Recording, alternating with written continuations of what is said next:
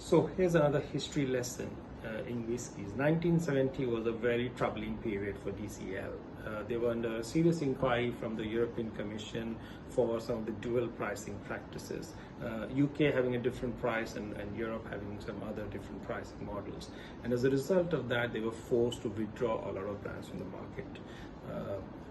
They made a very interesting choice. Instead of withdrawing the high profit margin Johnnie Walker red label from European market, where they were using all that extra money collected from a higher pricing for funding of the marketing campaigns, they chose to withdraw the red label from the UK market, which obviously left a big gap in the market, which they figured out, how do we fill this? And in came this very interesting, very square, very Johnnie Walker looking bottle called John Barr. This was a product launched in the 70s to take 78 to take care of the void that was created by Johnnie Walker red label, created by the same team but licensed to John Covey, eventually just to help market it.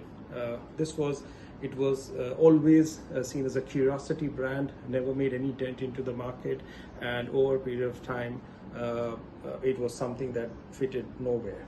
When Guinness took over DCL in 1986, they were again forced by some anti-competition laws to discontinue some of the brands, and John Barr was once again under the axe, just like its predecessor Red Label, before it was brought back.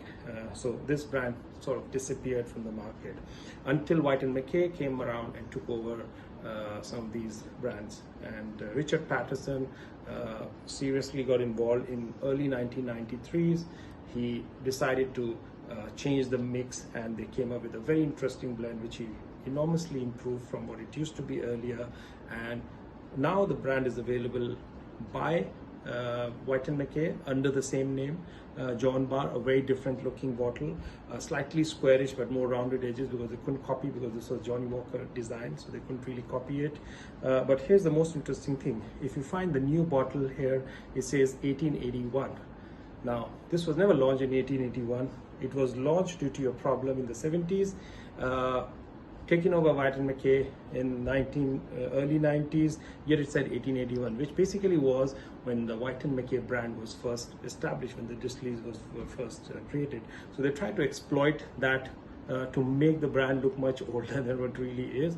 So when you're buying some of these things, be careful. There is a long historic association, and if you can have both the bottles side by side in your collection, that tells a fantastic story.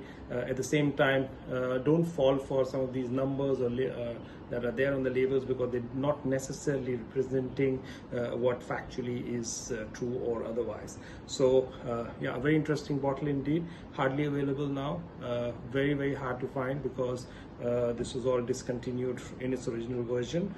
So if you do come across this particular bottle, just make sure you grab it, put it on your top shelf, and then tell the story to your friends. Happy investing, happy collecting.